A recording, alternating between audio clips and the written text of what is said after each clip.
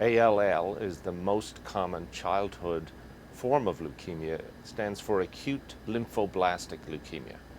So acute means it happens pretty quickly. Leukemia is the medical term for cancer of white blood cells. When we start out treating cancer in kids, the goal is cure.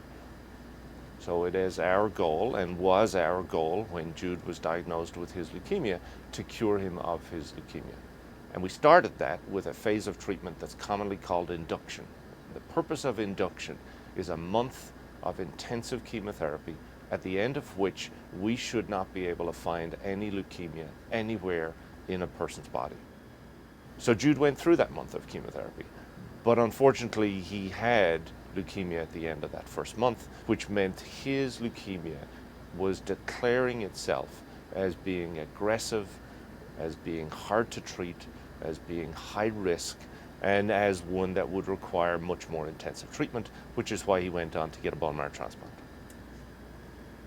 Someone else's bone marrow is entirely foreign to your system, so your body's going to have a problem receiving that unless it includes what's called whole body radiation and chemotherapy. So it's mega doses of chemotherapy, doses beyond which, unless you were to receive a bone marrow as a rescue, you would not survive.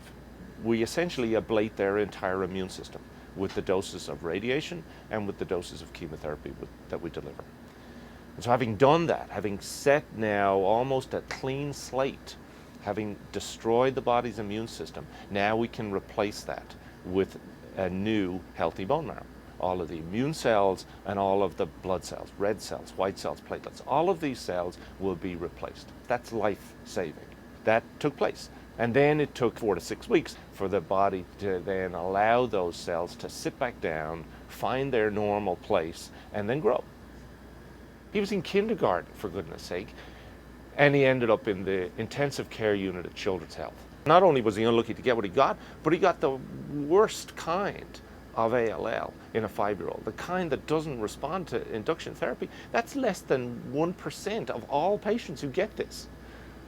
I think now Jude's risk of recurrence is essentially zero.